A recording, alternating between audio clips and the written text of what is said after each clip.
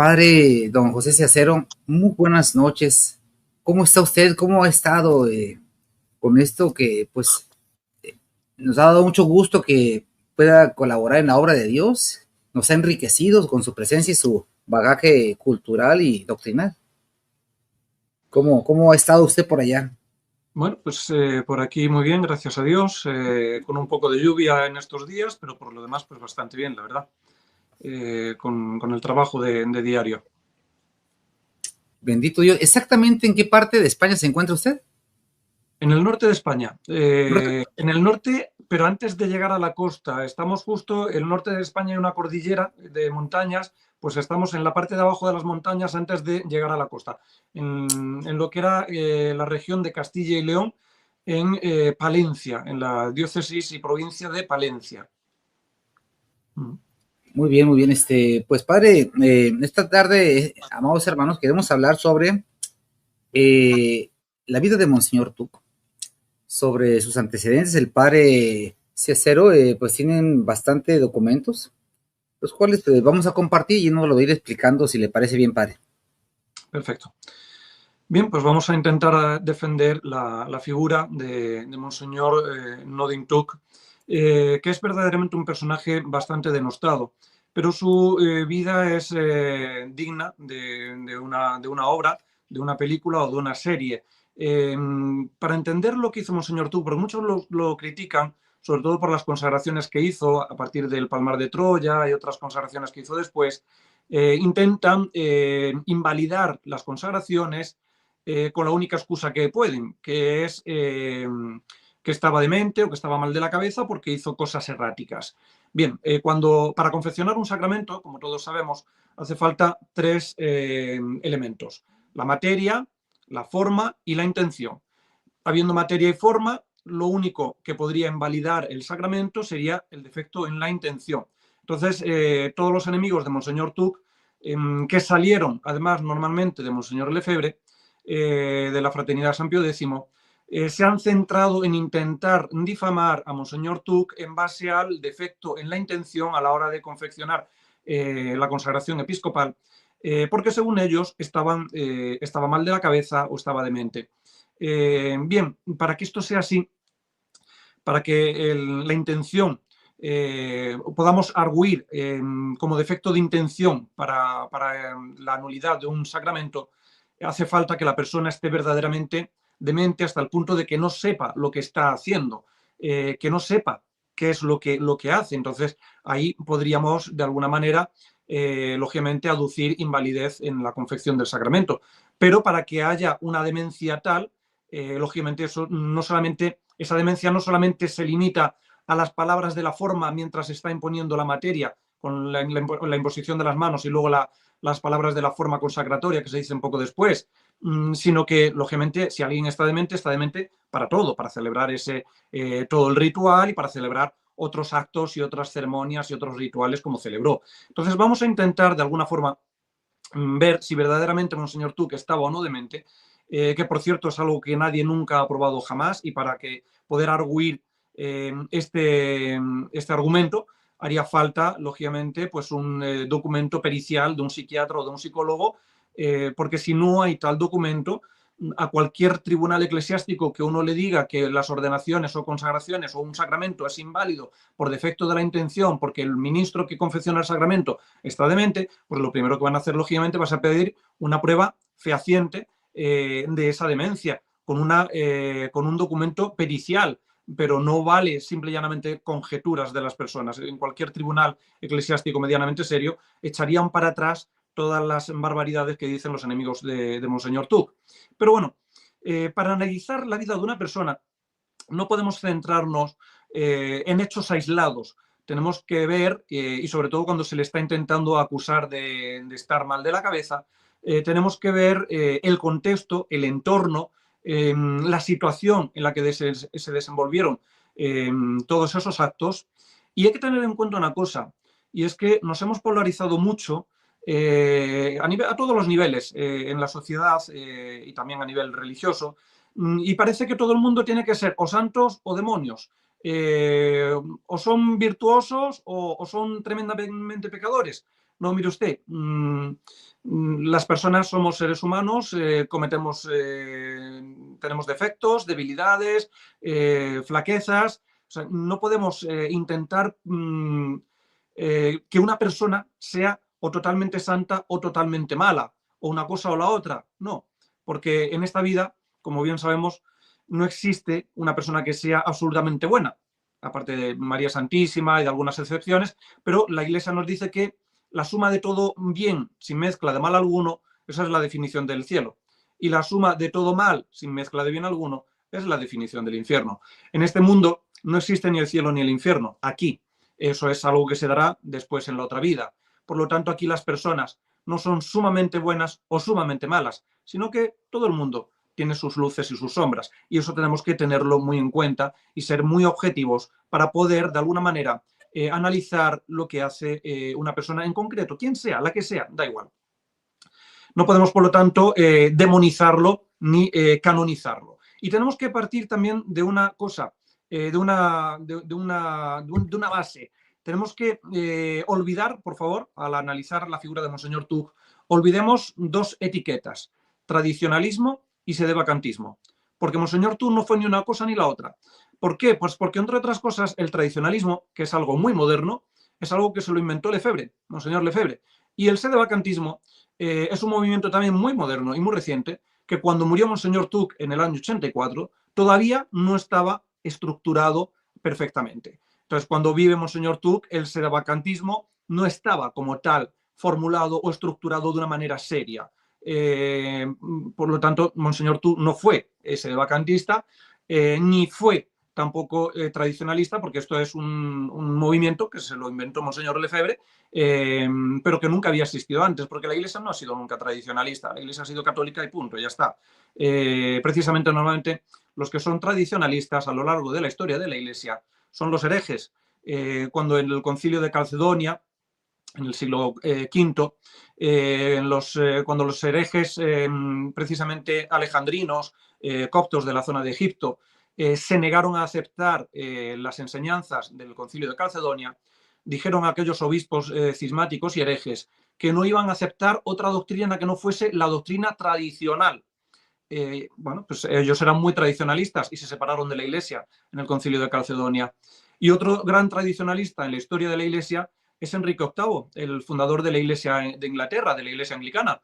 Precisamente él se separó de la Iglesia católica, se separó del Papa porque no le daba el divorcio de su mujer Catalina de Aragón, de su primera y legítima esposa. Como no le concedía el divorcio, él se separó del Papa, pero él era, a nivel doctrinal, él era, y a nivel litúrgico, él era un tradicionalista absoluto. Antes de la separación, antes del cisma, él incluso obtuvo de parte del Papa el título de defensor de la fe porque escribió un libro en contra de Lutero y de la doctrina sacramental de Lutero defendiendo la fe católica. Y poco después, cuando luego se separa de la Iglesia católica, él mantuvo esa doctrina. Lo que pasa es que fuera de la Iglesia, él era cismático, pero no era hereje en ese momento. Tenemos a un gran tradicionalista, Enrique VIII, por ejemplo. Él mataba a los católicos por no someterse a su autoridad como cabeza de la Iglesia en Inglaterra y mataba también a los protestantes por considerarlos herejes. Mataba a ambos, ¿eh?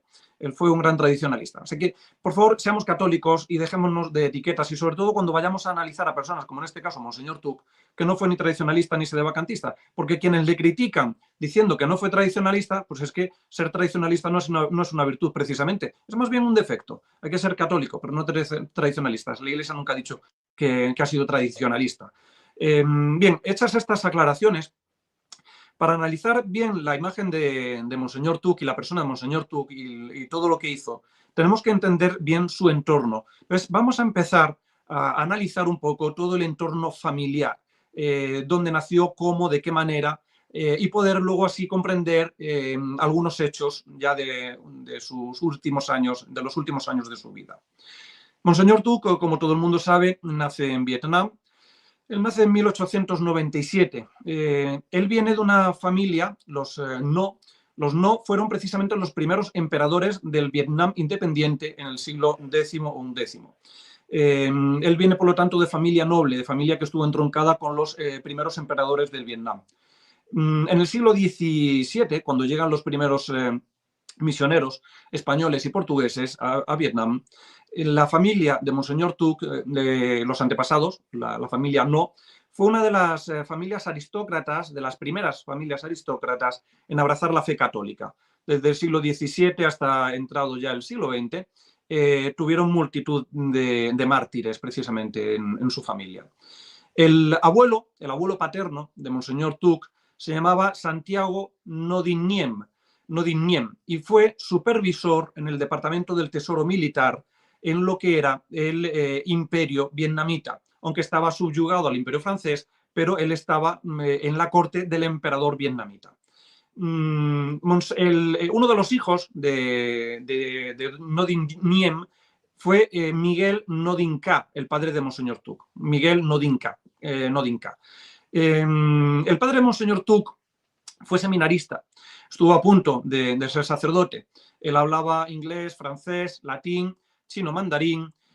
Era una persona muy culta y poco antes de ser ordenado sacerdote, precisamente en unas revueltas budistas, de las últimas revueltas budistas del siglo XIX, en torno a 1880, martirizaron a toda la familia de K, es decir, a los antepasados, a la familia de Monseñor Tuc. Martirizaron, quemaron vivos en la iglesia a la que pertenecían, la parroquia a la que pertenecían, quemaron vivos a 100 miembros de su clan familiar. Entre ellos, lógicamente, a su abuelo, del que acabamos de hablar, a Santiago Nodiniem. Martirizaron a su abuelo, a los tíos, a los hermanos del padre y a 100 miembros de su clan familiar. Nodin K, el padre de Monseñor Tuc, salvó la vida porque, bueno, pues estaba justo precisamente en el seminario y demás.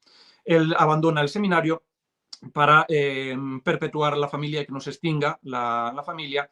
Y se casó en 2 ocasiones, tuvo 2 mujeres. En el primer matrimonio la mujer murió sin descendencia y de las segundas nupcias tuvo 9 hijos. 9 hijos, 6 varones y 3 hembras. Monseñor Tuc es el segundo de los varones y el tercer hijo, porque el primero fue Coy, del que hablaremos ahora después, luego viene la hermana mayor y luego viene Monseñor Tuc. Es el segundo varón y el tercero de los hijos.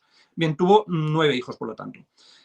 Nodin K, para que nos hagamos una idea, además de la formación que tenía, de hecho, de haber estado también en el seminario y, lógicamente, tener confianza con el obispo del momento, él llegó a escalar posiciones dentro de lo que es el gobierno del imperio vietnamita, llegando a ser ministro de ritos, chambelán, custodio de eunucos, miembro del consejo privado del emperador, gran maestro, fundador y primer director y organizador de la famosa Escuela Nacional de Hue, que fue la primera escuela en combinar la cultura occidental con la cultura oriental, y una gran escuela muy prestigiosa, y a día de hoy sigue siendo una escuela también bastante prestigiosa, y es una escuela para superdotados a día de hoy en Vietnam, la escuela que fundó el padre de Monseñor Tuc.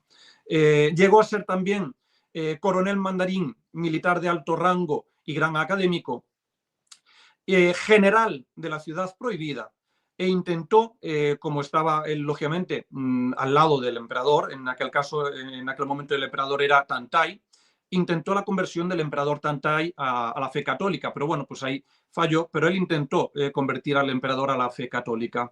En 1907, como Vietnam estaba sometido al imperio francés, el emperador Tan Tai apoya unas revueltas independentistas nacionalistas, y el imperio francés impone a los consejeros de Tan Tai que depongan al emperador para que lo exilien en África. El único consejero del emperador que se negó a deponer a su emperador fue precisamente K, el padre de Monseñor Tuc, por lo cual renunció a su cargo en el consejo del imperio y se dedicó en el exilio a refugiarse en la vida rural y a cuidar a su familia y a atender negocios familiares.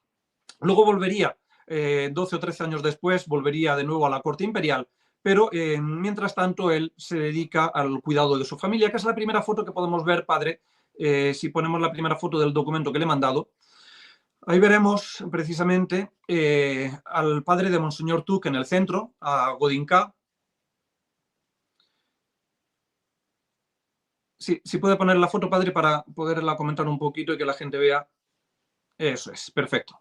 En el centro vemos a Nodin K, que es el padre de Monseñor Tuc. Según miramos la foto a mano izquierda, según miramos la foto a la izquierda, está inmediatamente la mujer, la madre de Monseñor Tuc. En brazos tiene a su hija menor y al lado de la mujer está la hermana mayor de Monseñor Tuc. Al otro lado, a la derecha, el padre, Nodin K, tiene la mano puesta sobre Monseñor Tuc. Ese es precisamente Monseñor Tuc de niño.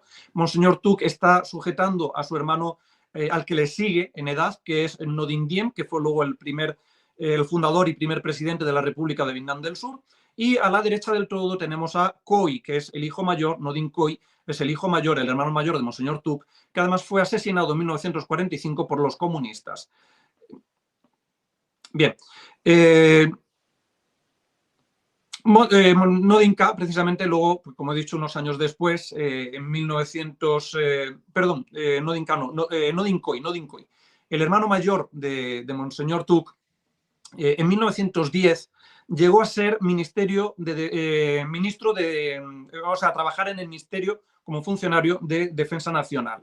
Él llegó lógicamente a combatir además el incipiente comunismo, sobre todo luego ya cuando estamos en la Primera Guerra Mundial, en la Segunda Guerra Mundial, llegó a combatir el comunismo y en los años 40 intentó, desde su puesto que tenía de ministro en el gobierno del emperador, ese es Coi, ese es el hermano mayor de Monseñor Tuc, efectivamente, intentó una alianza con el imperio japonés para intentar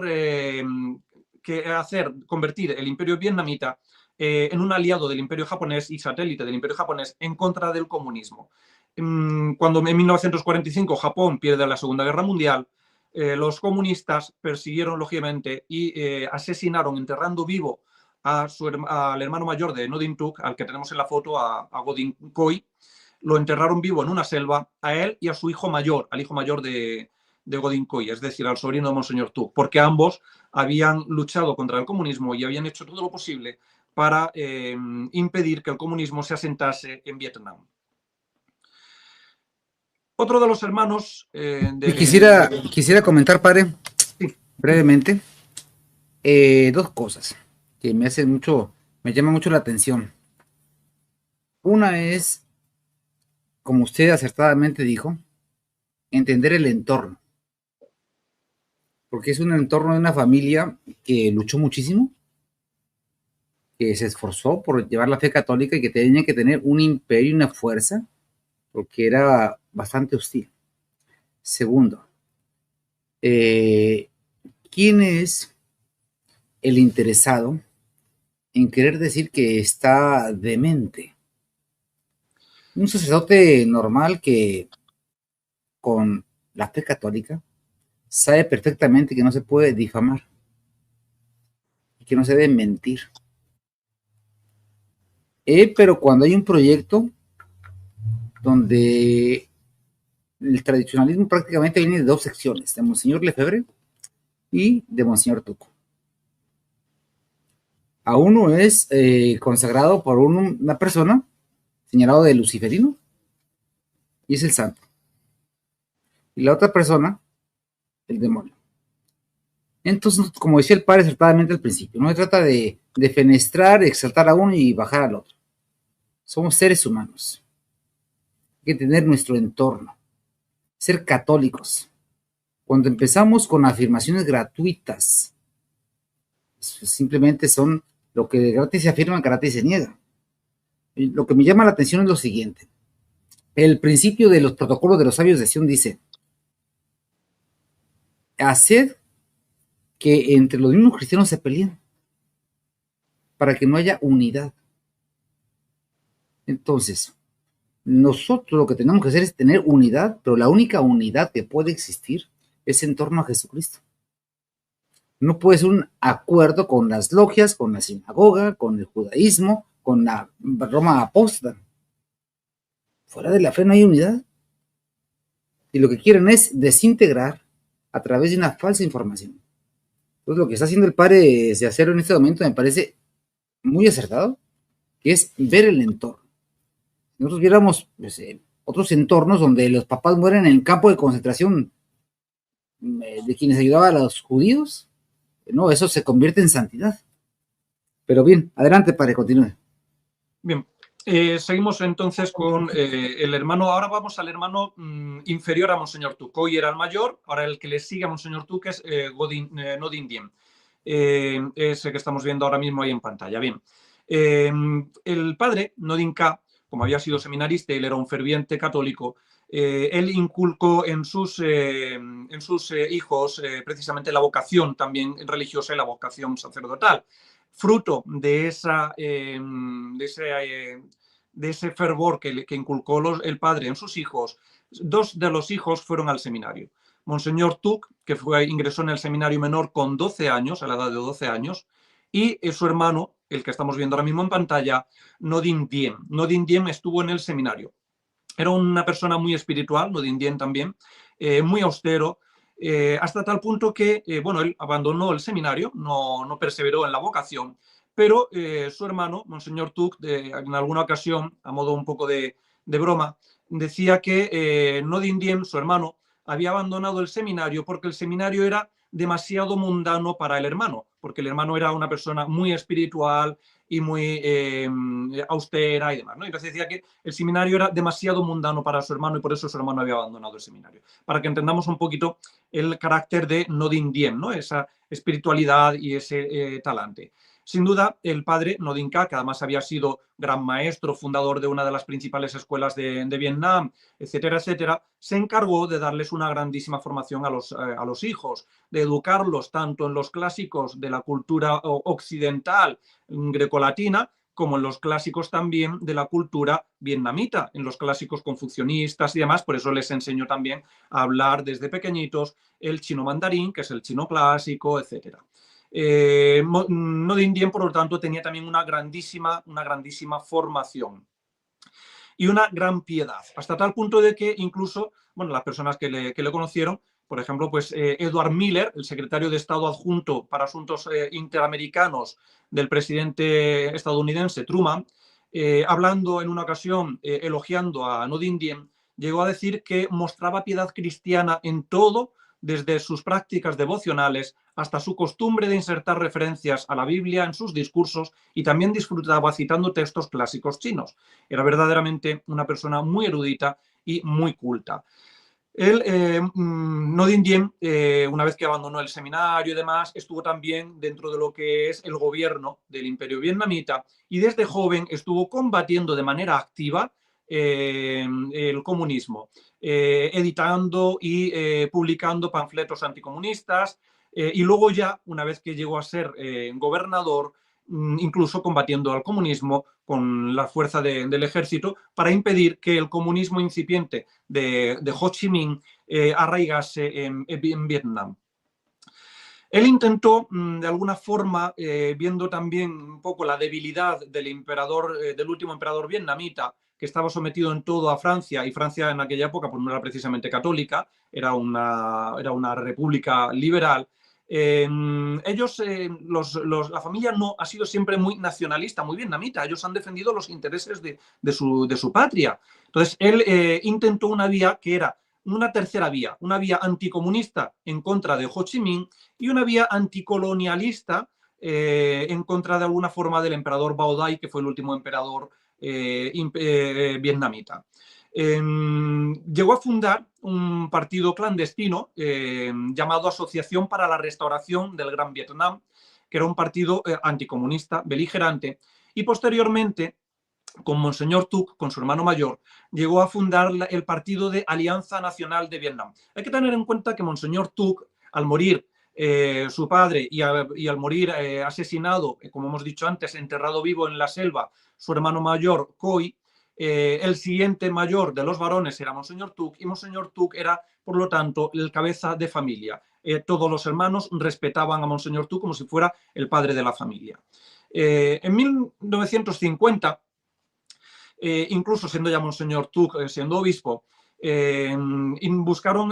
pusieron un atentado en el sur de Vietnam, en Bic Long, donde estaba Monseñor Tu como vicario apostólico. Los comunistas hicieron un atentado para intentar matar tanto a Monseñor Tu como a su hermano, al que estamos viendo en pantalla, a Ngo Dinh Diem.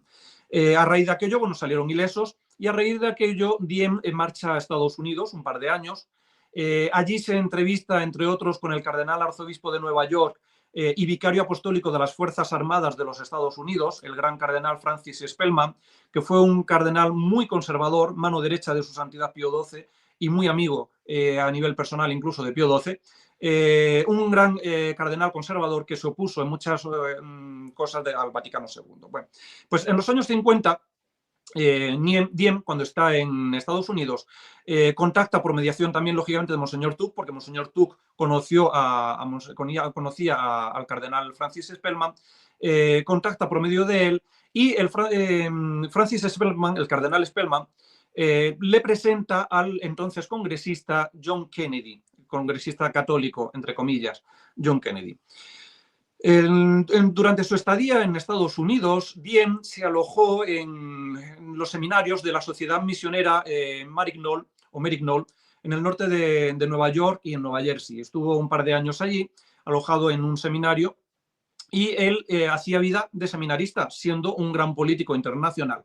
Hasta tal punto que cuando venían los políticos estadounidenses a entrevistarse con él, quedaban atónitos al ver que Diem sacaba la basura, fregaba el suelo y realizaba tareas serviles como un seminarista cualquiera, siendo como era un gran político que había combatido el comunismo, todo lo que pudo y más en su tierra, en su patria, Vietnam. En 1953 abandona Estados Unidos y marcha a Bélgica y pasa un tiempo en el monasterio benedictino de Bélgica haciendo oración y discernimiento para ver cómo afrontar su actividad en Vietnam. Allí ingresa en la Tercera Orden de los Benedictinos en 1954, comprometiéndose a observar la vida de San Benito de hora et labora, llevar una vida de oración y a la vez una vida activa y beligerante contra el comunismo vietnamita en su patria. En 1954 vuelve a Vietnam y con el hermano menor, inferior a él, con Ngo Dinh Nhu, funda el Partido Laborista Humanitario de Vietnam, liderando así el partido junto con su hermano y con la mujer de su hermano, con la Madame Nhu, la famosa Madame Nhu o Tran Le Xuan. Organizan un referéndum. En aquellos momentos, después de la Segunda Guerra Mundial, Vietnam había caído en manos comunistas, con el comunista Ho Chi Minh. Y una vez que vuelve y funda este partido anticomunista, organizan un referéndum con apoyo de Estados Unidos y ganan el referéndum y termina dividiéndose Vietnam en Vietnam del Norte con régimen comunista y Vietnam del Sur, la República de Vietnam del Sur, cuyo fundador y primer presidente fue precisamente el hermano de Monseñor Tuck, del que estamos hablando, Ngo Dinh Diem. Ngo Dinh Diem intentó en todo momento imponer la doctrina social de la Iglesia Católica, la doctrina social católica, esbozada por su santidad el Papa León XIII en la encíclica Rerum Novarum de 1891 y por su santidad Pío XI en Quadragesimo Anno de 1931, intentó aplicar, poner en práctica los principios de subsidiariedad y solidaridad, que son los pilares fundamentales de la doctrina social católica, a partir de o valiéndose de un programa al que llamaron el programa estratégico Hamlet. Su finalidad, ante todo, era intentar imponer la doctrina social de la Iglesia, erradicando el comunismo en el territorio de Vietnam del Sur. Llegaron a crear incluso fuerzas policiales locales para defender las aldeas en contra de la amenaza comunista, y enseñando además a las personas, ayudando a las personas a cultivar y mantener la economía sin temor al comunismo. Su guerra, desde luego, contra el comunismo desde el primer momento estuvo bastante clara. En su gobierno hay que tener en cuenta que estamos en Vietnam. Vietnam es un país de una gran minoría católica. Solamente el 5% en aquellos años, solamente el 5% de la población era católica. Los demás eran budistas o confucianistas. Entonces, Diem, en su órgano de gobierno, incluye que tenía 18 miembros, incluye a 5 católicos, y luego había 5 confucionistas y 8 budistas. Pero había 5 católicos en un gobierno de 18 personas, cuando los católicos eran el 5% de la población, pues estamos hablando de casi la cuarta parte del gobierno eran católicos, aparte luego también de funcionarios menores, que él casi siempre intentaba delegarlo todo en manos de los católicos. Intentó de alguna forma fortalecer y reforzar la fe católica en Vietnam y, por otro lado, menguar también un poco el budismo, porque además el budismo estaba en conexión con el comunismo. Dado este apoyo de Diem a la Iglesia Católica y a la fe católica en Vietnam, los budistas empezaron a quejarse y a llamar la atención a nivel mundial, hasta el punto de que llegaron a darse los casos. Seguro que muchas personas ya de cierta edad les sonará esas imágenes de budistas, monjes budistas quemándose en las calles, rociándose de gasolina y quemándose a lo bonzo. Bueno, pues estamos en ese momento de la historia. Precisamente los budistas hicieron eso para quejarse en contra de Diem y llamar la atención internacional, intentando dar a entender que Diem era un dictador que intentaba oprimir a los budistas. Y claro, todo esto lo aprovechó la masonería, lógicamente. Bueno, no es que lo aprovechara, es que estaba todo instigado por la masonería internacional, claro. Y los medios de prensa comunistas y rojos de Estados Unidos empezaron a hacerse eco en Estados Unidos precisamente de todas estas revueltas budistas en contra de Diem. Pero mientras que Estados Unidos había apoyado a Diem para llegar al gobierno y para conseguir que se fundara la República de Vietnam del Sur anticomunista, justo estamos en 1962, Kennedy se presentaba a las elecciones, era presidente, se presentaba de nuevo a las elecciones y veía que el caso de Vietnam y en concreto la fama que estaban dando a Diem podía perjudicarle en las elecciones, y es precisamente Kennedy quien retira su apoyo a Diem, y quien manda, el catolicísimo Kennedy, fue quien firmó la sentencia de muerte de Diem. Que de católico tenía bien poco Kennedy. 20 días después murió también Kennedy, bien empleado le estuvo. Pero en 1963, el 2 de noviembre de 1963, Día de Todos los Difuntos, después ya de algunas revueltas que había habido en el gobierno, tanto Diem como su hermano menor, Nu, tuvieron que refugiarse, y el 2 de noviembre fueron a la Iglesia Católica de San Francisco Javier a oír misa, el Día de Todos los Difuntos, y después de oír misa y de comulgar, al salir, mientras estaban rezando en la gruta de la Virgen de Lourdes que hay a la entrada de la iglesia de San Francisco Javier, llegaron 2 jeeps estadounidenses con soldados vietnamitas que eran contrarios o que se habían rebelado contra Diem. Cogieron a Diem y a Nu, a los 2 hermanos, y se los llevaron y los mataron. Los fusilaron, los apuñalaron con las bayonetas y los mataron, los asesinaron de mala manera. Así es como termina muriendo Ngo Dinh Diem y su hermano Ngo Dinh Thu. Si vemos alguna foto más abajo, la foto 4, por ejemplo. Padre, quisiera hacer unos comentarios nada más. Sí. Para mayor ilustración, lo que es el comunismo. Ya el padre Sánchez Riaga, que es que distribuye este libro pues en el Vaticano, en el falso Vaticano II, pues nos comenta cómo este libro se edita en Roma. El libro fue impreso en una tipografía romana, pero cuando las actuales autoridades demócratas cristianas de Italia, favorables al marxismo, se dieron cuenta de su publicación, los ejemplares del grueso volumen de 617 páginas ya habían sido repartidas y provocó gran alarma en el gobierno. Pero el primer ataque fue contra el comunismo. ¿Quién nos dice? Nos dice lo siguiente en la parte del motor secreto del comunismo, cómo se imparte. Bueno, en la introducción nos dice lo siguiente: los planes del Kremlin y de la masonería y de la sinagoga de Satanás, por más adelantados que se supongan, serán frustrados evidentemente por la mano de Dios. pues como siempre surgirán nuevos San Atanasio, San Juanes Crisóstomos, San Bernardos. Y de lo que sucedió, corroborando lo que dice el padre, en el primer capítulo que se llama El comunismo, destructor y asesino. Dice, la hazaña destructiva de esta tendencia satánica, exhibiendo ante los ojos del mundo los más espantosos cuadros de horror y destrucción que se hayan imaginado, no puede estar fundamentada sino en la misma esencia de la negación y el repudio, más virulento, lleno de odio hacia la existencia creada por Dios nuestro Señor. Y cita algunos textos de lo que sucedió ahí. En sus comienzos el terror rojo se dedicaba sobre todo a exterminar la parte intelectual. Las comisiones extraordinarias no son órganos de justicia, sino órganos judíos para destruir la parte pensante y católica. No hagamos la guerra contra las personas en particular, escribía el comunista Latsis. Exterminemos a la burguesía, a la clase pensante. No busquemos en la encuesta de los documentos y de las pruebas lo que ha hecho el acusado en obras o en palabras contra la autoridad soviética, sino la primera pregunta que debéis hacerle es, ¿a qué clase pertenece?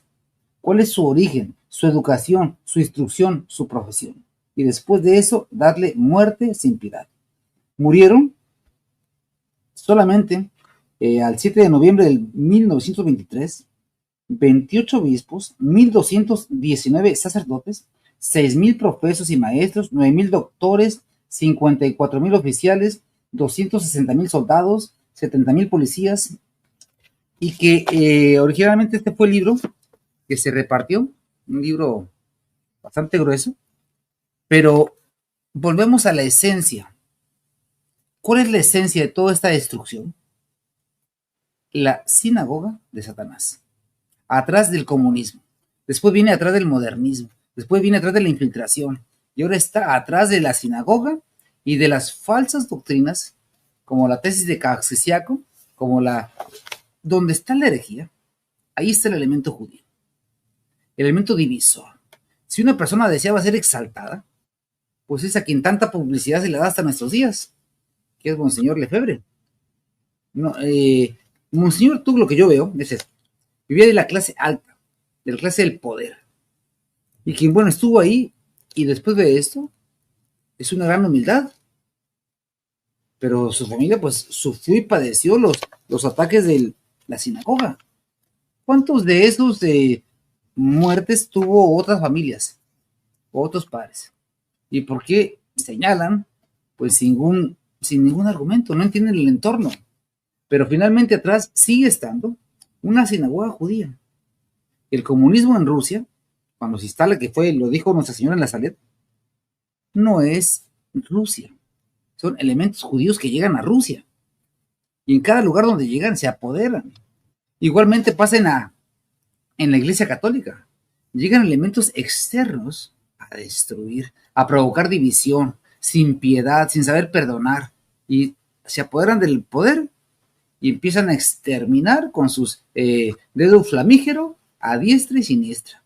Y no les interesa si son o no culpables, sino si están con ellos o contra ellos. Adelante, pues entonces continúo con... ¿Qué página me comentó que...? La foto 4, página 2, foto 4.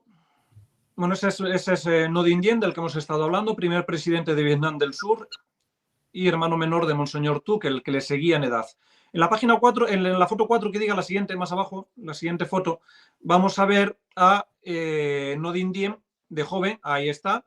Ngo Dinh Diem es el segundo empezando por la derecha. El segundo por la derecha, la foto creo que... Bueno, ahí, no, el primero, en esa foto es el primero por la derecha, porque está recortado un poco. El primero por la derecha es... eso es. Vale, el segundo ahora de la derecha es Ngo Dinh Diem, Ngo Dinh Diem siendo ministro del emperador, del último emperador vietnamita, de joven. En la foto 5 vamos a ver a los tres hermanos. Monseñor Thuc en medio el mayor. Según miramos la foto a la derecha, Monseñor Ngo Dinh Diem, el que le sigue, y a la izquierda Ngo Dinh Nhu, el que seguía a Diem. Los dos hermanos, Diem y Nhu, fueron los que fueron asesinados a instancias de Kennedy y de la CIA.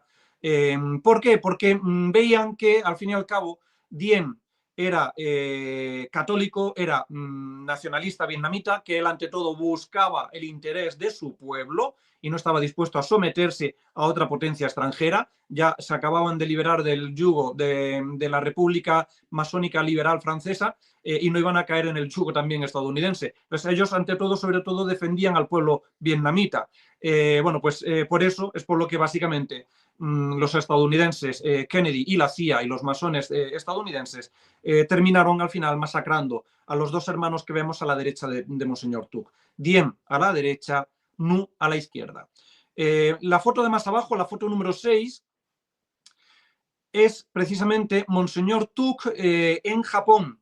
En los años 50, Monseñor Tuc fue precisamente a Japón a recabar apoyos también de los japoneses para luchar en contra del comunismo vietnamita, antes de que se llegase a fundar la República de Vietnam del Sur. Monseñor Tuc estuvo en Japón, esa foto es del 28 de agosto de 1950, intentando buscar apoyos en Japón en contra del comunismo vietnamita de Ho Chi Minh.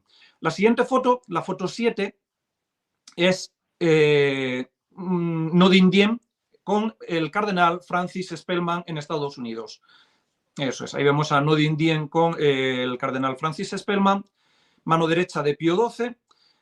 Más abajo, la siguiente foto, la foto 8, vemos a Ngo Dinh Diem en un acto político y detrás vemos a Monseñor Tuc, a la derecha de Monseñor Tuc, su cuñada Madame Nu, y a la derecha de la cuñada el hermano Nu, el marido de Madame Nu.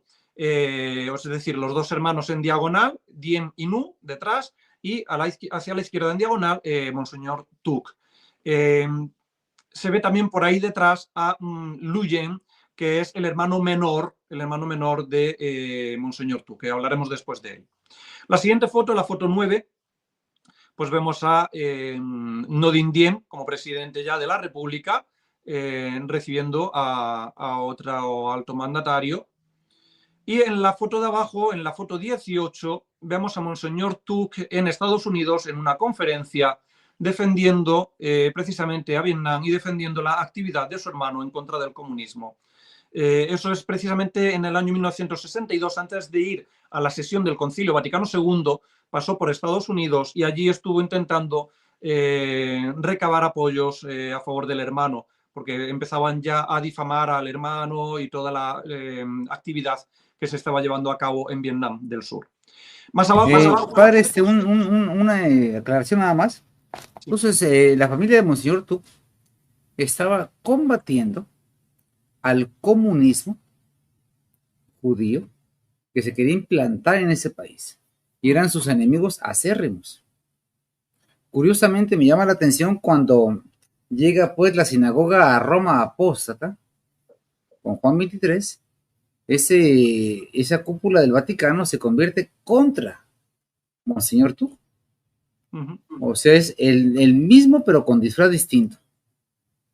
¿Y quién podía tener todos estos movimientos en ese momento?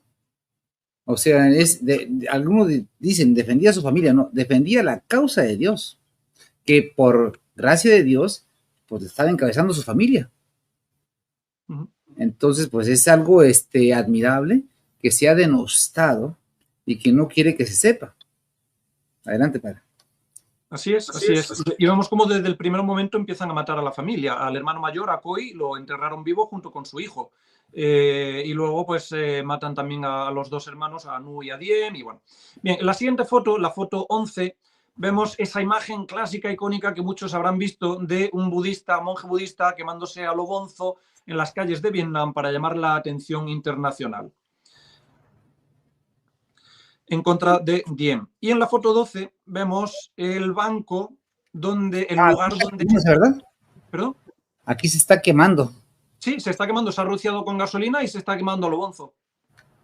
Sí, sí. Okay. O sea, fueron unas imágenes muy clásicas. Igual a algunas personas ya más recientes, más jóvenes no les suena, pero en su día fueron muy clásicas porque le dieron la vuelta al mundo. Monjes budistas quemándose en plena calle en forma de protesta, o sea, para protestar en contra del gobierno del régimen de Diem. Que lo tachaban de dictador, fascista y no sé cuántas cosas más. Claro, era católico y estaba luchando contra el comunismo.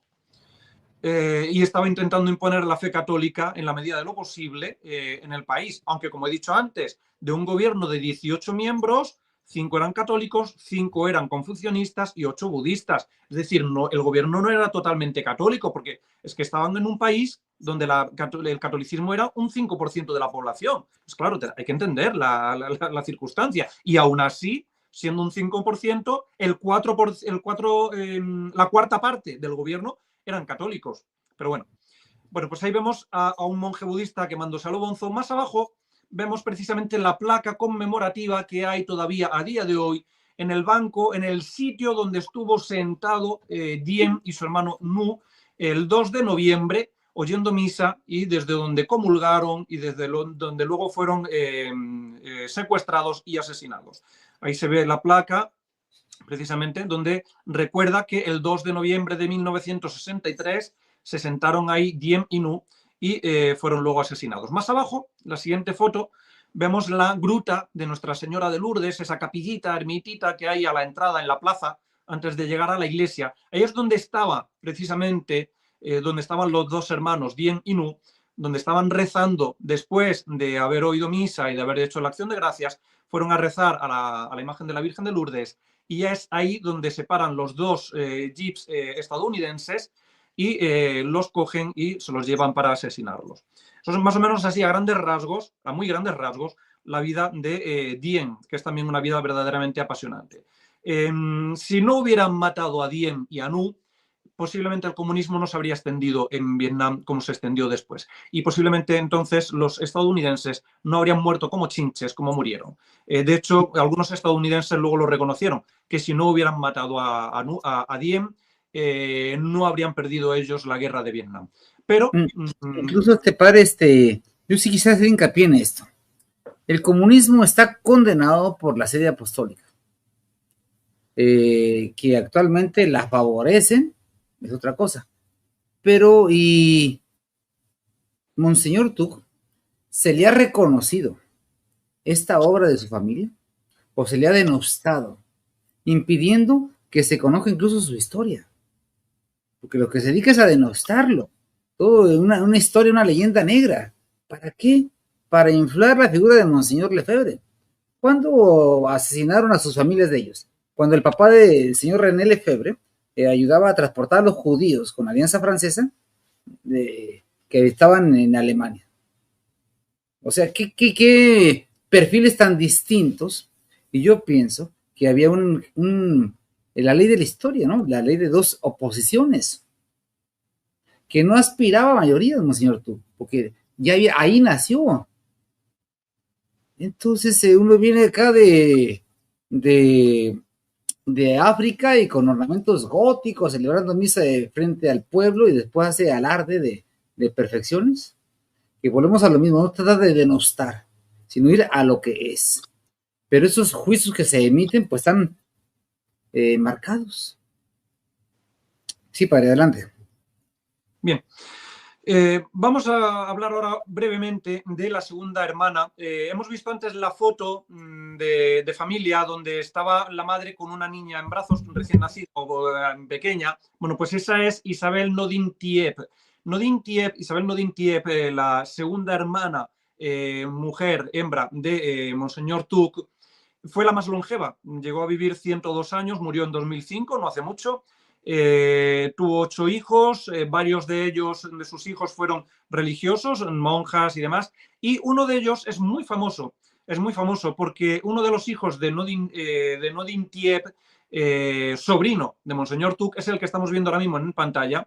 Nodin Tiep, la hermana de Monseñor Tuc, es la que está sentada, ya anciana, poco antes de morir, 2 o 3 años antes de morir, y vemos a la derecha a su hijo Francisco Javier Guillem Bantuan. Guillem Bantuan, que a día de hoy es venerable en la Iglesia Conciliar, fue ordenado sacerdote en 1953 y consagrado obispo en 1967, ya en el Vaticano II, pero todavía no se había reformado el pontifical, con lo que verdaderamente era obispo y sacerdote. Poco después de ser consagrado obispo, cuando al final Vietnam del Norte invade Vietnam del Sur y termina unificándose todo Vietnam y convirtiéndose en un estado vietnamita, cogen a Monseñor Javier Nuyen Van Tuan, al sobrino de Monseñor Tuc, lo encarcelan durante 13 años, 9 de los cuales estuvo en régimen de aislamiento, y estuvo encarcelado desde 1975 hasta 1988, y luego del 88 al 91 en arresto domiciliario, en manos de los comunistas, claro, de los comunistas de Ho Chi Minh y sucesores. Posteriormente, en 1991, obtuvo permiso para ir a vivir a Roma, se exilió en Roma y murió ya exiliado de Vietnam. Y en 2001, Wojtyla, Juan Pablo II para algunos, Wojtyla lo nombra cardenal en 2001, precisamente por haber resistido como resistió el comunismo y haber defendido de alguna manera la fe católica en el Vietnam comunista. Precisamente este hombre, Monseñor Nguyen Van Tuan, Francisco Javier, murió antes incluso que su madre, murió un par de años antes que la madre. Pero bueno, ya digo que a día de hoy incluso en la Iglesia Conciliar es venerable. Este fue el sobrino de Monseñor Tuc, que llegó a ser cardenal en la Iglesia actual. Bien, vamos al siguiente hermano, al hermano menor, que es, bueno, menor, al que sigue a Diem, que es No Dinh Nhu, del que ya hemos hablado antes, que fue asesinado. No Dinh Nhu fue la mano derecha de Diem en el gobierno. Fue el que le ayudó a fundar el partido con el que ganó el referéndum, el partido político. Él estudió en París en 1938, porque además casi todos los hermanos estudiaron fuera, estudiaron en Europa debido a la familia, a la posición familiar y a los conocimientos que tenían la nobleza que tenía, pues estuvieron en Europa. Estudió archivista paleógrafo en París, en la escuela de Chartres, en la Escuela Nacional de Chartres, que es donde se forman principalmente los archiveros y bibliotecarios de más alto nivel. Allí él se formó y llegó a trabajar en Vietnam en el Departamento de Archivos y Biblioteca de Indochina en Hanoi, con el título de guardián de tercera clase. Llegó a ser también presidente del Consejo para el Rescate de Archivos Imperiales, administrador de la Biblioteca y Archivo Central, asesor de guardianes de primera clase y custodio del Departamento de Archivos y Biblioteca de la Nunciatura Apostólica en Hue en 1943. En 1945, cuando pierden la Segunda Guerra Mundial, Japón y los aliados y demás, y Vietnam pasa a manos comunistas con Ho Chi Minh incluso lo nombró director del Archivo de Documentos y Biblioteca Nacional de Hanoi. Tal era el prestigio que tenía No Dinh Nhu, que hasta Ho Chi Minh lo nombró director. Lógicamente, Nhu no aceptó el cargo. ¿Cómo iba a aceptar el cargo cuando él era también anticomunista y encima de alguien que había asesinado a su hermano mayor, a Coy? Entonces él se exilió, huyó, se refugió en una zona católica, en un principio en Pat Diem y luego pasa a Tanoa, y allí se involucra y empieza a participar en organizaciones políticas católicas anticomunistas en 1945. Él, en 1900, ya en los años 50, él fue el ideólogo y asesor político de su hermano Diem, o sea, el que se encargó de alguna forma de dar forma política, valga la redundancia, al partido que fundaron, que fue el Partido Laborista Humanitario de Vietnam, fue precisamente Nhu, el segundo hermano menor de Monseñor Tuc. Nhu se encarga, una vez que ganan el referéndum, se encarga de realizar también y redactar la constitución, la primera constitución del Estado de Vietnam del Sur, de la República Vietnamita de Vietnam del Sur. Nhu, aquí vemos en la foto que tenía puesta, padre, no me la quite ahora que justo le iba a comentar. Eso es, en la foto que teníamos aquí puesta vemos a Monseñor Tuc en el centro. Según miramos a Monseñor Tuc, a su izquierda está la cuñada de Monseñor Tuc, Tran Len Xuan, Madame Nhu. A la izquierda de Madame Nhu está la sobrina mayor, la hija mayor de Nhu y de su mujer. Y luego a la derecha de Monseñor Tuc, bueno, abajo están los sobrinos menores, a la derecha inmediatamente y detrás está No Dinh Nhu y al lado de No Dinh Nhu, No Dinh Diem. O sea, tenemos aquí a los tres hermanos con la cuñada y los sobrinos. Los demás son los hijos de Nhu y de su mujer. Recordemos que No Dinh Diem, el presidente de la República, no se casó no se casó, él ingresó en la orden tercera benedictina, era terciario benedictino, él vivió siempre de manera austera y casi monacal y guardó celibato de por vida. Él no se casó. Entonces, al no haberse casado, cuando él es presidente de la República, Madame Nou, que es la que tenemos a la izquierda de Monseñor Tuc, Madame Nou, la mujer de su hermano menor, pasó a ser la primera dama de Vietnam. Una primera dama que además fue muy, muy influyente. Si quiere, vemos la siguiente foto, padre, y ya seguimos hablando de Madame Nou. Aquí vemos a Madame Nou precisamente en su hogar familiar. Ella tocaba piano, bailaba ballet, tuvo también una gran educación humanística europea y más que nada europea. Ella estuvo muy formada hasta tal punto de que hablaba francés perfectamente, pero no hablaba vietnamita. Bien, aquí tenemos a Madame Nou con su marido, No Dinh Nu, y los dos hermanos, los dos hijos, bueno, dos de los hijos del matrimonio. Bien, Madame Nou era budista, ella era budista, era de familia noble también, era bisnieta y sobrina de los últimos emperadores de Vietnam. Lógicamente, como tanto los padres de Monseñor Tuc como los abuelos y demás de Tran Le Xuan, que es como se llamaba Madame Nou, formaban parte del gobierno del imperio vietnamita, se conocían perfectamente, y bueno, pues llegado el momento, aun siendo ella budista, se casa con Nu. Ahora bien, para casarse con Nu, Nu le exigió que abrazase la fe católica. Entonces, Tran Le Xuan abraza la fe católica, se convierte. En la formación para abrazar la fe católica estuvo muy presente precisamente Monseñor Tuc, que le formó bastante a Madame Nou. Y Madame Nou, pues luego se casa con Nu, y era tal también, tanto la cultura como la piedad y el carácter que tenía, que los franceses llegaron a llamarle la Juana de Arco de Vietnam. La Juana de Arco de Vietnam, Madame Nou, o nombre de soltera, Tran Le Xuan. Madame Nou, apoyando a su marido y a su cuñado, y como primera dama de la República de Vietnam, en 1961 funda un movimiento paramilitar femenino, el Movimiento de Solidaridad de Mujeres, para entrenarlas en la lucha contra el comunismo, para combatir al comunismo incluso con las armas, las mujeres, sobre todo en ámbitos rurales, y para dedicarse también a funciones humanitarias, caritativas, etcétera, etcétera.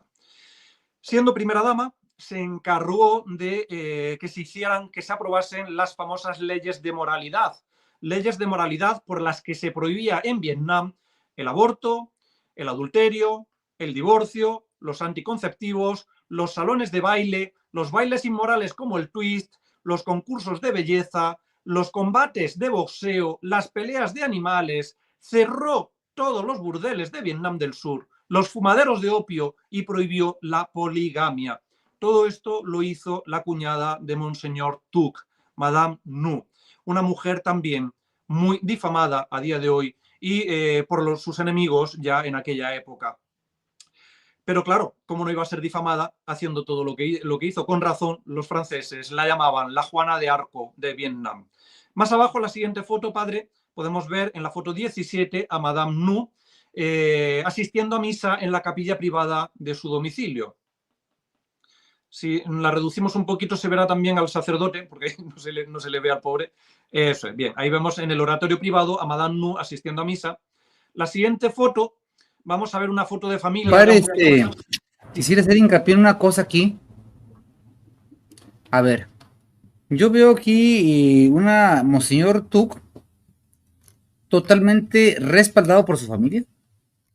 Bueno, claro, es que toda la familia tenía un mismo objetivo, promover la fe católica en Vietnam, combatir el comunismo y además de manera activa. Ora et labora. Es que Diem, precisamente, cuando se hace en terciario benedictino, su compromiso es llevar a cabo el ideal de San Benito de ora et labora, rezar, pero también actuar, y actuar en la vida activa y en la vida política, porque su familia había estado siempre vinculada al gobierno del imperio vietnamita.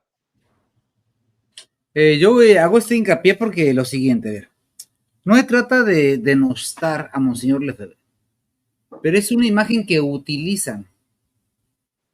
Como en México, utilizan la imagen de Benito Juárez, que realmente no es nadie, pero es un emblema de la masonería. Sí, Benito Juárez es el emblema de la libertad, cuando realmente es una persona que bebió la educación de la Iglesia Católica. Entonces se utiliza la imagen de Monseñor Lefebvre. ¿Para qué? Pues eso viene de las logias. Pero díganme ustedes, ¿cuándo hay una fotografía donde está respaldado por su familia? Monseñor Lefebvre. Una fotografía como esta, donde están sus hermanos respaldando la obra de Monseñor Lefebvre. Donde están combatiendo a la sinagoga judía. Donde están dando su vida por Cristo. No, es un lobo solitario. Quien está siempre a su lado es un luciferino que se llama el cardenal Liénar. Es el que siempre está a su lado. Bueno, que el padre Ricosa dice que es falso, que no es cierto, pero estos elementos que vamos a dar a conocer después. Pero ¿por qué son las dos distintas? Y tanto se enfocan en denostar a Monseñor Tuc, que no buscaba los reflectores. Sin embargo, su familia, su linaje, le daban para eso y para más. No ocupaba padrinos. Que quien lo combatió es la misma red secreta quien se encargó de aniquilar a su familia. Y sin embargo tuvo la osadía, la hidalguía de mantenerse firme y obrar con nobleza. Entonces, amados hermanos, yo quiero que observemos esto. Uno lo tienen que inflar con gas de hielo y el otro denostado. Me acuerdo ahora del padre Basilio Méramo Chalhuf. Dice, los tuxistas. O sea, ¿de dónde le viene ese lenguaje? Como si fuera una ofensa a Monseñor Lefebvre. Que, vuelvo a repetir, somos seres humanos. Elementos buenos, elementos malos. El único bueno es Dios nuestro Señor. Y no es y tradicionalistas, no tradicionalistas, o los que más, dime de qué presumes y te diré de qué careces, dice el adagio. Entonces yo llamo a una reflexión y me gustaría que así como el padre Ciacero tiene la hidalguía y el bagaje cultural y doctrinal para dar esta exposición, ¿por qué no que participar el padre Bonifaz, tan cercano y que hay un informe de él muy interesante, o el padre Calderón, que tuve la desfortuna de escucharle, o el padre Rubio, que abajo de la mesa de no están,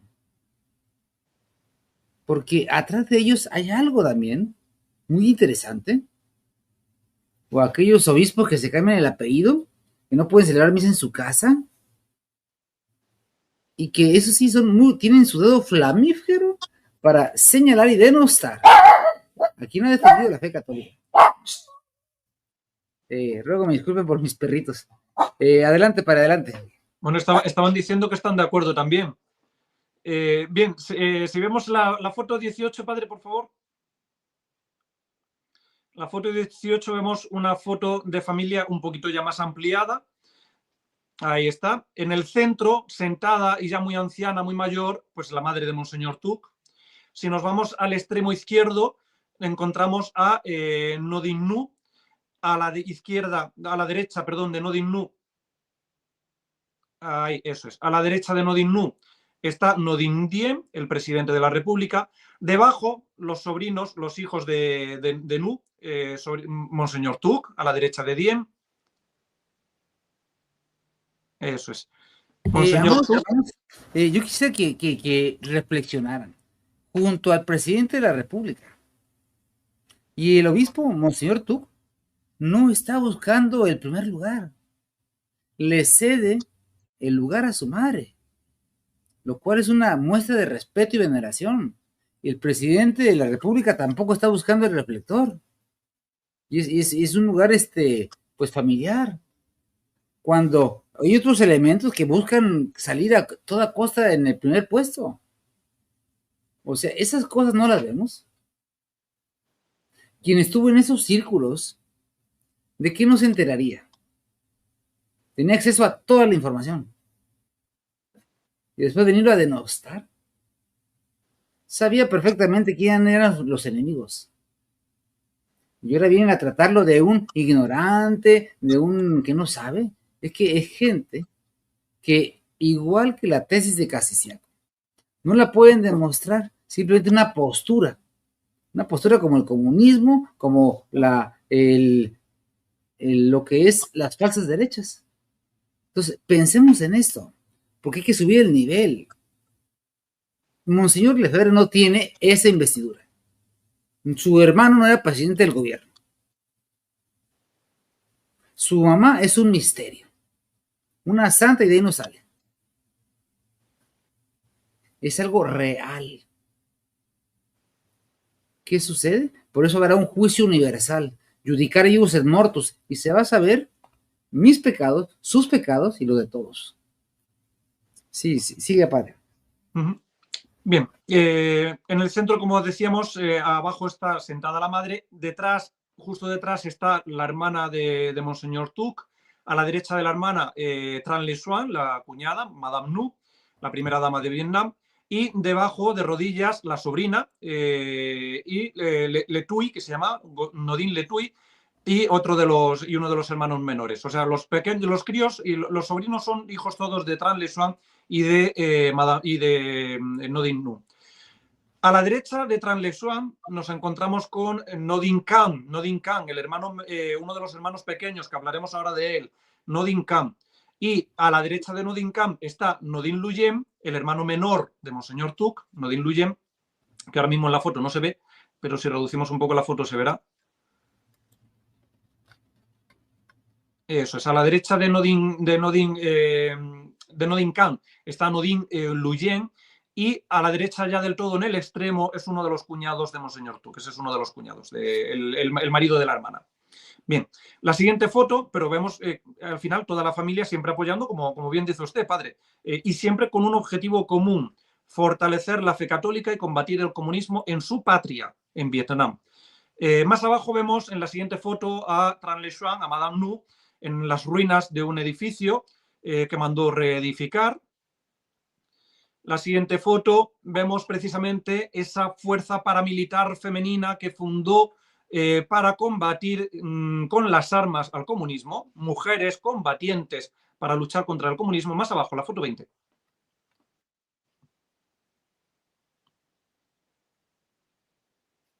Oiga, pues ¿cómo no le van a tener envidia y coraje?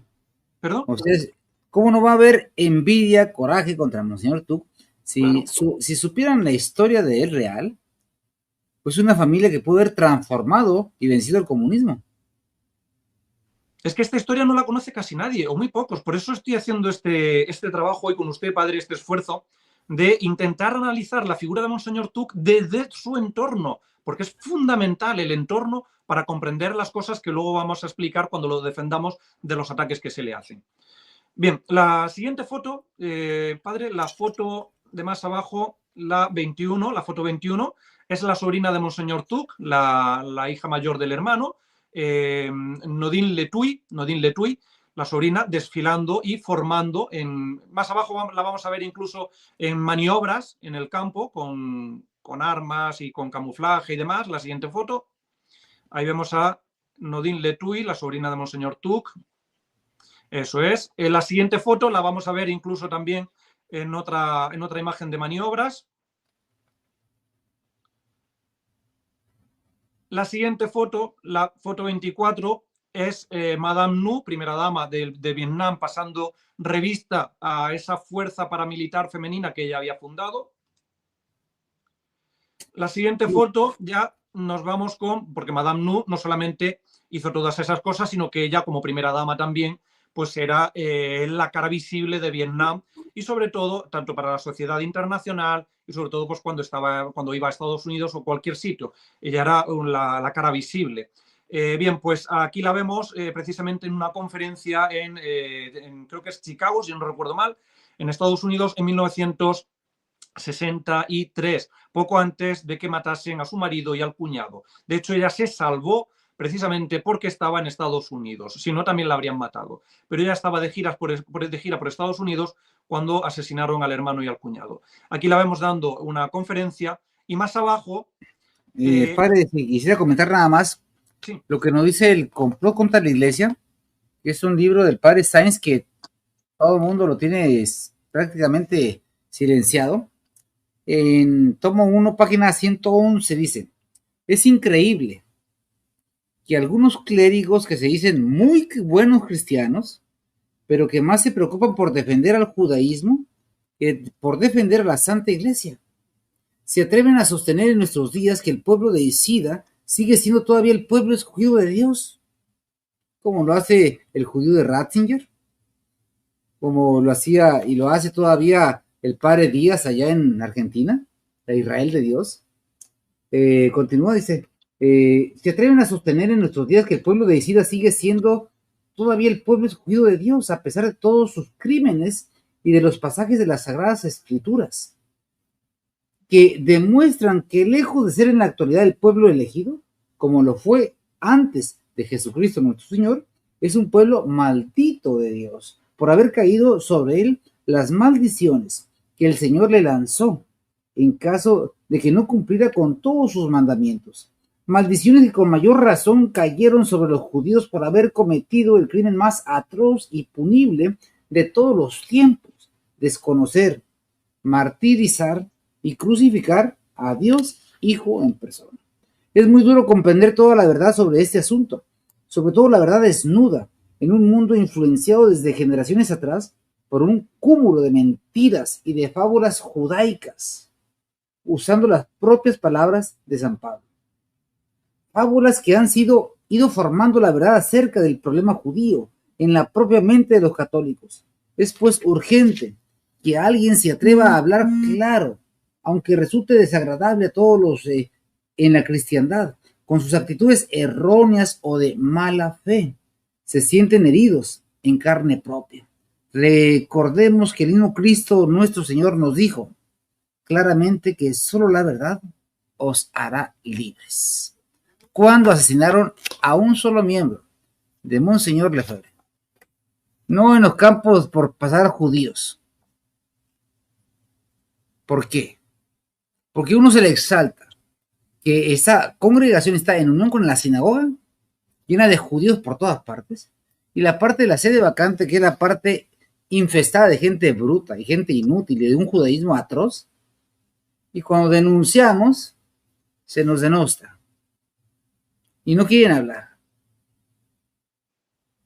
No quieren hablar. Esta es la hora donde está decidiendo prácticamente la segunda venida del Señor, y todavía alabando al pueblo maldito, que nos van a matar, que siempre nos han perseguido. ¿Y a qué venimos? Ved a Monseñor tú, ve a su familia. Esta mujer tenía agallas, le han matado a toda su familia y sigue en pie de lucha. Esa es una sangre fuerte, una sangre que está inspirada en Dios. Sigue, padre.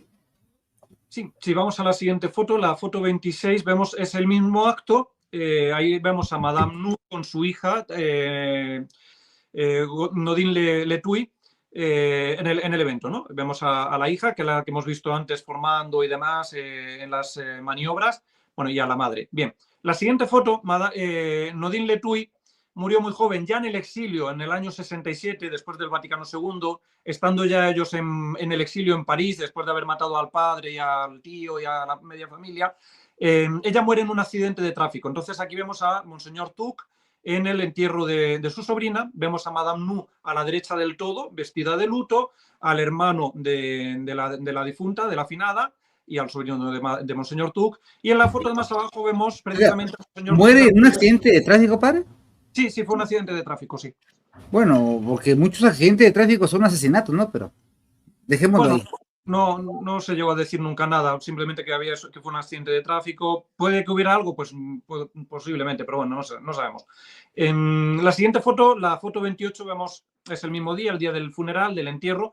Vemos a Monseñor Tuc dándole la comunión de rodillas a Madame Nou y a sus sobrinos, o a su sobrino y a los que habían asistido al funeral. Bien, esto un poco, más o menos así, a grandes rasgos también, la figura de Tran Le Xuan o Madame Nu, que es una figura también para hacer una serie aparte. Porque, bueno, pero sobre todo quedémonos con una cosa. Era budista, a los 18 años de jovencita se convirtió para casarse con el hermano de Monseñor Tuc, y en la conversión, en la formación para la fe católica, estuvo muy presente Monseñor Tuc. Y cuando luego esta mujer llega a ser primera dama de Vietnam, aprueba las leyes de moralidad y prohíbe, como hemos dicho antes, el divorcio, el adulterio, los burdeles, etcétera, etcétera, etcétera. Bien, vamos al siguiente. Y una cosa, padre, oiga, mire, este momento era la noche oscura, una de asesinatos por todas partes. Cualquier persona con una fe débil reniega de la fe católica. Si hoy actualmente, ante una pequeña contradicción, ¿y dónde está Dios? Como si hubiera una deuda por parte de él. Y aquí le están asesinando a toda la familia. Enterraron a un hermano vivo. Al hermano y al sobrino. O sea, y todavía, véala, comulgar de rodillas. O sea, y sin reclinatorio, en el piso. O sea, ¿de qué habla eso? Eso habla del amor de Dios. Porque ¿cuántos de nosotros no hubiéramos soportado eso? Hubiéramos al menos una queja. Eso habla del calibre de lo que se echa la persona. Y por eso es lo que no se alcanza a ver. Porque ¿cuántos son de terciopelo? Que nos persiguen, nos atacan. ¿Y por qué nos atacan? ¿Dónde está una sola fotografía? Cerca de un marrano. Cerca de un luciferino como fue Liénar. Una sola. Que lo esté protegiendo. Monseñor Lefebvre, ¿cuándo empieza a lucir? Después del Vaticano II. Cuando llega a la sinagoga a Roma. Y después, la luz, casi como la secta de la luz del mundo. Entonces, seamos objetivos. No pertenezcamos a una secta. Que tuvo defectos, errores, claro que los tuvo, era un ser humano. Pero después de haber estado en el círculo de poder, donde se decide quién malamente, quién se le mantiene con vida y quién no, y llegar a este estado atroz donde está prácticamente perseguido, oiga, eso es fe. Creo en ti, Señor. Creo en tu poder. Porque ven más allá de los hechos. Y prácticamente estaba diciendo como el santo Job, bendito sea Dios, tú me lo diste y tú me lo quitaste. Bendito sea tu santo nombre. Pasa a la siguiente imagen, padre. Sí, bueno, pasamos a la siguiente. Vamos a empezar a hablar ya de Nodin Khan, uno de los hermanos menores. Eso es. Nodin Khan fue el único hijo que no se formó en el exterior, que no fue a Europa ni se formó en el exterior. Él se formó en Vietnam, era de los hijos menores y ya él se quedó sobre todo cuidando a la madre, pero luego ya, cuando crece y tiene ya posibilidades de actuar, él forma su propio ejército, policía y servicio secreto para combatir el comunismo. Fue apodado el Dragón Negro. Nodin Khan fue apodado el Dragón Negro. Fundó y dirigió la Fuerza de Trabajo Especial de la región central, porque Vietnam estaba dividido, Vietnam del Sur estaba dividido en 3 zonas, ¿no? Él estaba en la zona central, en la región central. Esta Fuerza de Trabajo Especial de la región central no era ni más ni menos que una agencia, perdonen un segundo, que se me está acabando la batería. Adelante, padre. Si quiere conectarme, yo continúo aquí. Ya Vamos, hermanos. Decía que la Fuerza de Trabajo Especial de la región central no es ni más ni menos que una agencia de inteligencia y contrainteligencia especializada en combatir el comunismo del Vietcong, de Ho Chi Minh. Él actuó, lógicamente, de forma beligerante contra el comunismo en toda la región, en toda la zona en la que él gobernaba, porque fue gobernador de la zona central. Actuó beligerantemente contra el comunismo hasta el punto de que consiguió pacificar la zona. De las 3 zonas de Vietnam, las fronterizas eran desde luego las más problemáticas, y la zona central fue con diferencia la zona más pacificada gracias a la acción y a la actividad de Godin Khan y a la persecución que llevó a cabo contra el comunismo siendo gobernador de esa zona. Él incluso intentó fundar en el sur de Vietnam, en Saigón, una oficina de su propia policía secreta que él había fundado, pero su hermano Diem le dijo que tenía que incluir a policías del sur y ahí ya no accedió. No accedió porque Khan estaba convencido, además le pasó una lista de oponentes políticos a su hermano a los que había que apresar, porque eran comunistas infiltrados. Pero Diem era más bien pensante que su hermano Khan, no le hizo mucho caso y le dijo que además tenía que incluir a policías del sur, y entonces ahí Diem Khan se negó porque Khan estaba convencido de que la policía del sur, como él tenía precisamente la fuerza que él había creado, era una agencia de inteligencia y contrainteligencia. Él estaba convencido y sabía que en el sur había, en la policía y en el ejército, había comunistas infiltrados. Al final no fundó esa oficina de su policía en el sur y el tiempo le terminó dando la razón, porque efectivamente fueron esos infiltrados en el ejército de Vietnam los que luego mataron a sus dos hermanos y a él también, porque él fue luego también asesinado. Cuando el golpe de Estado, el 2 de noviembre de 1963, cuando matan a sus dos hermanos, él intenta huir y estando en el aeropuerto para coger el avión de camino a Estados Unidos, que los estadounidenses le habían asegurado el asilo, cuando estaba en el aeropuerto llegaron, lo capturaron, lo juzgaron, lo sometieron a juicio y terminaron ejecutándolo, murió fusilado. Es curioso porque si vemos alguna foto más abajo, padre, la foto 30, que diga, en la foto 30, ahí lo vemos, por ejemplo, ya en el juicio, ahí lo vemos delante del tribunal. Él era diabético, durante los meses que duró el juicio su madre murió, que él era el que cuidaba a la madre también, murió la madre, su enfermedad de diabetes se vio agravada. Curiosamente, Monseñor Tú también era diabético, era una enfermedad al fin y al cabo familiar. Él se vio ya agravado y de hecho el día que lo fueron a ejecutar tuvieron que llevarlo dos soldados cogiéndolo de los brazos porque apenas podía andar. No obstante, y a pesar de todo, su abogado defensor decía que la mirada de Nodin Khan era tan límpida y tan penetrante en el juicio que los jueces policiales eran incapaces de mirarle a la cara. Cada vez que hablaban tenían que bajar la mirada y no mirarle a la cara porque no podían soportar la mirada de Godin Khan. La siguiente foto, la foto 31, veremos a Godin Khan de rodillas, recibiendo los últimos sacramentos y la recomendación. Padre, quisiera hacer hincapié en algo, amados hermanos, a ver, pasa algo aquí. El sobrino de Monseñor Tuc, después de toda la serie de asesinatos,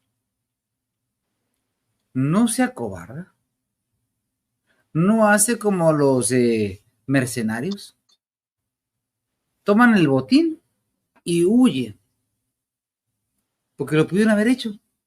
Estando pues en el gobierno, pues toman el tesoro y se retiran a un lugar donde nadie los conozca y no te conozco, sino va a combatir, hace un ejército interno, la revuelta interna, que lo van a matar, ya lo sabe. Pero eso es lo que le da vida al espíritu. Es algo que lleva esa sangre, esa familia. Entonces a mí me indigna, me molesta cómo se denosta. Ah, estaba loco, sí. Estaba loco. Y tú entiendes su entorno y cómo lo demuestras. Y a la vez que denostas a una persona, exaltas a otro. Y entiendes el momento donde prácticamente el judaísmo internacional tuvo el mayor logro después de la muerte de Jesucristo nuestro Señor. El segundo logro más grande fue usurpar la sede de San Pedro, cuando la espantosa abominación tomó el lugar santo. Dos épocas. Y en ese momento, estas personas, aunque sabían que habían perdido, siguen combatiendo. Eso se le reconoce. ¿Qué familiares de Monseñor Lefebvre hizo eso? Que no es Lefebvre o Monseñor Tuc, no. Pero seamos honestos. Seamos honestos. ¿Quién tenía más pantalones? Así de sencillo. ¿Por qué? Porque sí, el otro dice una cosa, que todos nos equivocamos, sí. Pero se lleva en la sangre. Y ahorita, los perfumados van la espiritualidad. No quiero que me hables de judíos, no quiero que me hables de masones. Yo quiero una paz estable. Eso es de mente de homosexual. Así de sencillo. Es de gente que está entregada de una falsa deidad. Entregados a Roma apóstata, buscándose a sí mismos, cómo amanecí, cómo me siento, cómo voy a dormir. Y Dios nuestro Señor en eso pensó. Dichosos seréis cuando os den muerte. Por causa de mi nombre, siento inocentes. Eso lo dijo Monseñor Tuco. Eso lo dijo. ¿Y qué se le acusa? Ah, el palmar de Troya. ¿Y sabemos nosotros lo que hubo atrás de eso? ¿Y hoy qué hay? ¿Se espantan del palmar de Troya? Pues mayor perversidad es la fraternidad de Lefebvre. Mayor perversidad que el palmar de Troya y el Lefebvre. Esa fraternidad de Lefebvre es la encargada de destruir la sede vacante. Que no es sede vacante porque sea una nota de la iglesia, como decía el padre. Decir que el papa es material o formal, lo que sea, es apostatar. Entonces, por eso están encargados de que de lanzar a sus perros bulldog a morder sin argumentos. Recemos, hermanos, reflexionemos. No pertenezcamos a la secta de un hombre, a la secta de Lefebvre, o a la secta de Pivarunas, o a la secta de X persona. Somos católicos y estemos dispuestos a dar la vida cuando Dios así lo determine. En un accidente, nos cayó una piedrita en la cabeza, lo que sea. Yo desde aquí les quiero hablar a los obispos. Ellos saben esta información. ¿Por qué se quedan callados? Si yo le he visto esta información en ellos, ¿por qué se quedan callados? ¿Por qué la Sociedad Trento impulsa el canal contra Monseñor Tuc en Twitter? Sí, la Sociedad Talmúdica de Trento, vía Padre Carlos Muñoz. Que las fotografías que él sustrajo de Acapulco, las publica. ¿Cómo llegaron? ¿Quién sabe? O sea, el traidor está interno. Y son los que se victimizan, nos persiguen, nos atacan. Es el espíritu judío. Reciben un rabino y es el gran miembro notable. No lo toques. Lo mismo pasa con Pivarunas. Donde se combata a la sinagoga, donde se sostenga la fe verdadera, donde haya heridas, ahí está la iglesia, que seguramente va a ser una pequeñez, perseguida, con miles de problemas, interno y externo. Pero damos testimonio en este mundo que se cree y que se ha cambiado la fe por los poderes del mundo, el dinero, el poder. Sí se puede. Usted que me escucha, con todo respeto, no sea cobarde, ni se refugie en la espiritualidad, ni en el yo obedezco. Eso déjeselo a gente que no piensa. Que se toque el tema judío. Que toque el tema de la infiltración judía. Cómo funciona, y al que no le gusta que se vaya. Al que no le gusta que se vaya. ¿Por qué? Seguramente tiene la mente de judío. No quieren que le hablen de infiltración. No quieren que le hablen de masonería. ¿Por qué? ¿Por qué? Adelante, padre.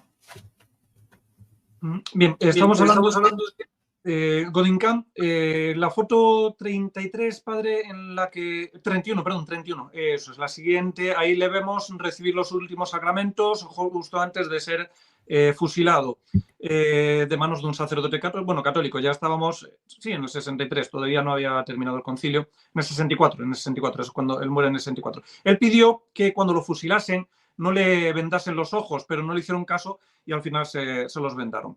Bien, una de las cosas que se le achaca de alguna forma a Nordin Khan es precisamente que en el año 62, con motivo de las bodas de plata del 25º aniversario de la consagración episcopal de Monseñor Tuc fue consagrado en el 38, estamos en el 62, en el 62 se enarboló la bandera del Vaticano, precisamente en el palacio de la región donde él estaba, se enarboló la bandera del Vaticano, pero luego unos días después o unos meses después era el cumpleaños de Buda y se prohibió enarbolar la bandera de Buda, después de haber enarbolado la bandera del Vaticano. Entonces hubo unas revueltas budistas y algunos de los policías dispararon a los ciudadanos y mataron a 9 budistas. Desde el primer momento, Khan dijo, porque como él tenía efectivamente una fuerza de inteligencia, sabía muy bien lo que pasaba y lo que no pasaba, que a esas personas las habían matado agentes de la CIA infiltrados en la fuerza policial de él para desestabilizar el régimen, efectivamente, porque esto lo usaron luego a nivel mundial para volverse en contra del régimen de Diem.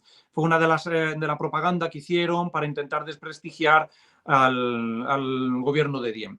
Y él siempre defendió que efectivamente aquello había sido una maniobra de la policía, de la CIA norteamericana, que se había infiltrado. Bien, este es Nordin Khan.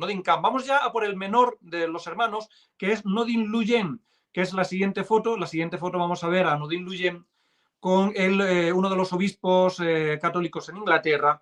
Él estudió en Francia también, estudió ingeniería en la Escuela Central de París y fue embajador de la República de Vietnam. Él era, todos los hermanos, era el más occidental en formación y en pensamiento y en todo. Entonces, su hermano Diem lo destinó a ser embajador y fue embajador de la República de Vietnam en Reino Unido, en Países Bajos, en Bélgica y en Túnez. Estando precisamente como embajador en Londres es cuando dan el golpe de Estado y él se pudo librar también de ser asesinado porque estaba en Londres, si no, pues lo habrían asesinado también. ¿Por qué asesinaron, por ejemplo, a Nordin Khan? Entre otras cosas, porque tanto los jueces como el ejército y demás sabían que si Nordin Khan seguía vivo, como la familia de Monseñor Tus, los Nordin, eran tan queridos y tan apoyados por el pueblo e incluso a nivel internacional por algunos países, si seguía vivo Nordin Khan y la familia Nordin de alguna forma se reponía de ese golpe de Estado, iban a seguir gobernando en Vietnam. Entonces, la forma de erradicar a todos era matarlos y por eso mataron a Nordin Khan, para que no pudiera de ninguna manera fortalecerse de nuevo e intentar llegar al gobierno otra vez. Bien, Nordin Luyen, como digo, pues él era embajador, llegó a tener 13 hijos, con 2 mujeres, se casó en 2 ocasiones, viudó, al igual que la padre, enviudó y luego casó en segundas nupcias, y aquí lo vemos precisamente en Londres con el obispo de uno de los obispos ingleses. Bien, vamos a entrar ya un poco, quédense con el nombre de Nordin Luyen, de este hermano menor, del embajador, porque este luego, después de muerto su hermano, Monseñor Tuc, él le sobrevivió, él murió en los años 90, y él luego en una entrevista dijo una cosa muy interesante de Monseñor Tuc y del Palmar de Troya y de Monseñor Lefebvre, este que hemos visto ahora mismo, Nordin Luyen. Bien, vamos ahora ya a entrar en la vida de Monseñor Tuc. Ya hemos hablado un poco de la familia, del entorno. Vamos a hablar de Monseñor Tuc. Monseñor Tuc nació el 6 de octubre de 1897 y murió en Hue, Vietnam, que era donde estaba la capital imperial del Imperio de Vietnam. Y una de las zonas más importantes del Imperio Vietnamita. Murió en 1984 a la edad de 87 años en Cartago, en Missouri, en Estados Unidos. Él a los 12 años entró en el seminario menor, en 1909. En 1917 pasa al seminario mayor y con 22 años el obispo del lugar lo manda a estudiar a Roma, dada la formación que tenía y la familia de la que venía, lo manda a estudiar a Roma. En Roma se forma y obtiene el doctorado en filosofía y en teología en 1926. Después de obtener el doctorado en teología, es enviado también a Francia a dar clases en la Universidad de la Sorbona en París, la prestigiosa Universidad de la Sorbona. Después de eso, vuelve a Roma, se ordena sacerdote en 1925, es ordenado sacerdote por el cardenal prefecto de la Congregación de Propaganda Fide, el gran cardenal Van Rossum, que era conocido como el Papa Rojo por el poder que tenía dentro del Vaticano, sobre todo fuera de lo que era el ámbito de las misiones. Fue Van Rossum quien le ordenó sacerdote en 1925. Después de haber sido ordenado sacerdote, se doctora en Derecho Canónico en 1927 y obtiene licenciatura en Letras. Es decir, Monseñor Tuc hablaba perfectamente 9 idiomas: vietnamita, francés, inglés, italiano, chino mandarín, latín, griego clásico y arameo. 9 idiomas. Además, tenía 3 doctorados, como acabamos de decir: doctorado en filosofía, en teología, en derecho canónico y licenciatura en letras. Padre, quisiera hacer un comentario nada más. Mire, llevamos 1 hora 40 minutos y me parece un tema vastísimo. Me ha llegado hasta 1800 personas que han estado viendo en línea. Yo quisiera, aunque está alterado todo el programa, pero ahí, estas mediciones, quisiera yo sugerir que hiciéramos una segunda parte para continuar, que es muy importante, pero sobre todo pedir la oración, porque no se trata de crucificar a nadie. Es una sugerencia que yo le hago a usted, no sé qué piense. Bien, como prefiera. Lo único, si podemos avanzar un poquito algo de Monseñor Tuc, por lo menos para llegar hasta el Vaticano y dejarlo ya ahí, y luego ya retomamos de ahí la siguiente semana, o empezamos la siguiente semana hablando de Monseñor Tuc mejor. Hoy es viernes, podemos empezar el lunes, podemos continuar. Vale, lo dejamos aquí y en el siguiente vídeo empezamos ya hablando de Monseñor Tuc. Ya hemos hablado en este vídeo de la familia y en el siguiente hablaremos de Monseñor Tuc y ya así explicamos un poco todas las difamaciones que vierten sobre Monseñor Tuc y lo vamos a defender en base a lo que hemos visto hasta ahora. Amados hermanos, yo quiero agradecerle al Padre Cacero, como ustedes pueden advertirlo, ¿quién ha hecho un trabajo como el que él ha expuesto hoy? ¿Quién ha hecho? ¿Qué obispo? Y sin embargo es denostado. Que tiene errores, sí los tiene, como yo los tengo. ¿Y qué pasa? Pues es que Dios se manifiesta a través de quien Él quiere. No tenemos la capacidad de ver. Nada más los míos. Los demás, los que no son míos, esos no valen, esos no cuentan. Y nosotros no podemos seguir a una persona. Es la obra de Dios. Yo veo en el Padre, en su exposición, veo la obra de Dios. Lo reconozco. Que mañana nos podemos desviar todos, claro que sí. Pero tenemos que rezar y dejar de obrar como secta. Él si es bueno, él no es bueno. ¿Por qué? Porque me agrada, porque no es de mi grupo. Pues ¿qué esto qué es una sinagoga o cómo? Crezcamos. Lo que yo quiero compartirlos, que reconozcamos cuando hay capacidad, que tengamos la humildad, porque hay una cerrazón de que no, y a ver qué le inventamos. O sea, es que Dios nuestro Señor obra en quien Él le gusta. Hasta habló en la burra de Balán. Entonces, tengamos la humildad, la decencia, y ustedes pueden consultar con el Padre también. Yo estoy orgullosísimo de que Él pueda pues, platicar aquí con nosotros, porque quien tendría que hacer eso son los obispos. ¿Y ellos qué hacen, no? Casi todos, porque otros, de manera privada, dan mucha información. Mi reconocimiento para ellos. Pero amados hermanos, sí, pensemos. Y sobre todo una cosa, yo invito a los obispos a que deben de pronunciarse, debemos pronunciarnos en contra de las blasfemias proferidas por la sinagoga del Vaticano. en contra de Nuestra Señora, la Virgen Santísima. No podemos quedarnos callados. El problema, ¿dónde está? No es Prevost, se llama Satanás, atrás de toda esa estructura apóstol. Padre, si gusta concluir con algo.